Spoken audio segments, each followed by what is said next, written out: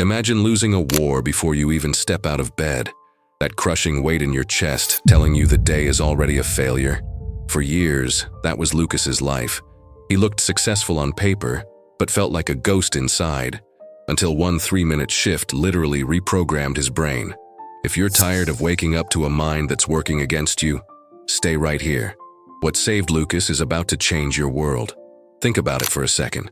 Have you ever had those mornings where the alarm goes off and your first thought isn't "good morning," but "not again"? By all accounts, Lucas was winning, but every single morning, the moment his eyes opened, the fog moved in.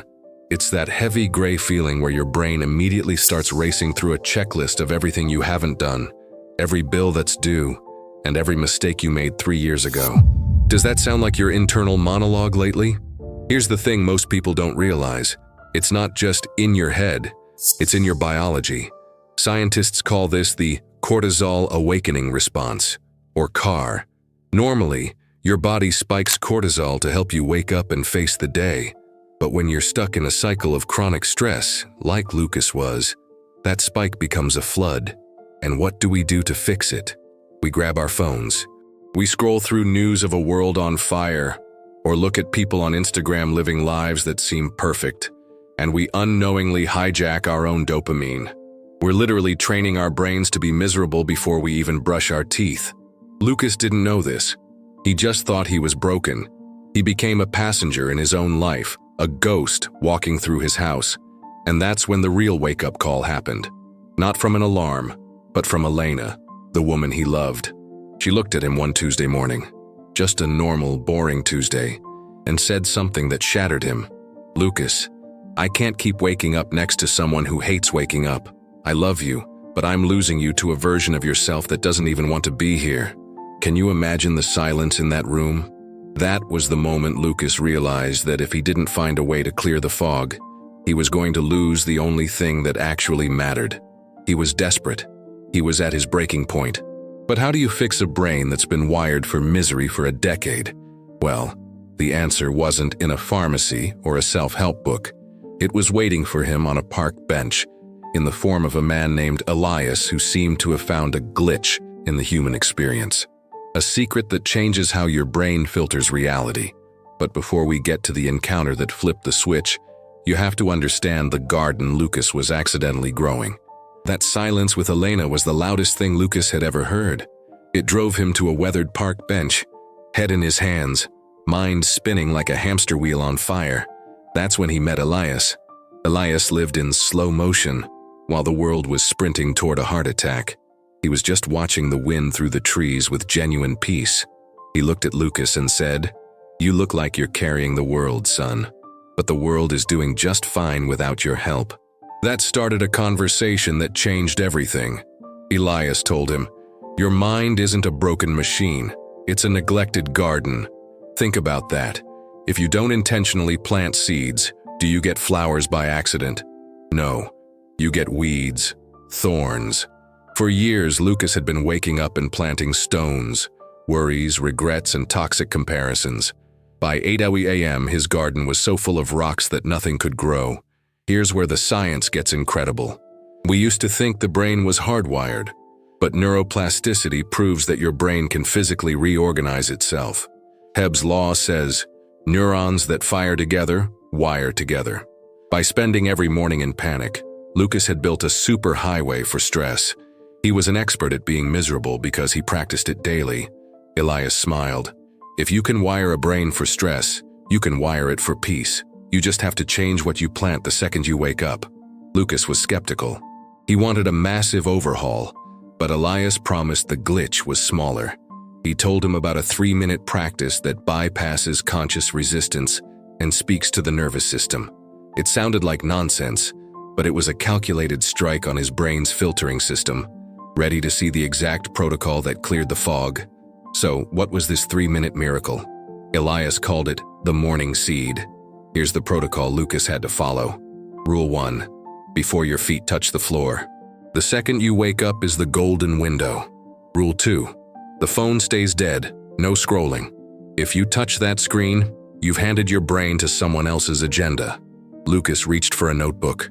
Elias told him, Write 3 specific things you're grateful for. But here's the catch, where most fail. You can't write, "I'm grateful for my health." Those are big ideas. Your brain treats them like background noise. They don't trigger a shift. You must be micro-specific. Lucas wrote, "The sunlight hitting the kitchen table," or "the smell of the coffee Elena made." This forces your brain to scan for evidence of good. The science? You have a reticular activating system, RAS. It's your brain's search engine. It filters millions of bits of data so you don't overload.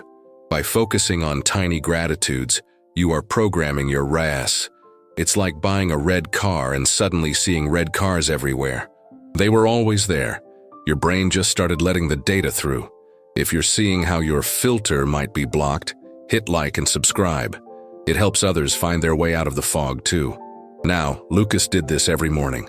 He thought it was a placebo, but his biology was shifting from threat detection to opportunity detection. But the first week, his brain fought back. Hard.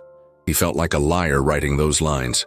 But Elias told him, "The weeds don't go away without a fight. Keep planting." He was moving from a victim of his circumstances to the architect of his perspective. But how long does it actually take for the ghost to become human again? The 30-day mark was the real test. The first 10 days were a total grind. Lucas felt like a complete fraud. He'd sit there in the dark, notebook in hand, thinking, "This is stupid. I'm still stressed and writing about the smell of coffee isn't changing my bank account." This is what I call the resistance phase. Your brain is a creature of habit, and it absolutely hates being evicted from its comfortable, miserable home.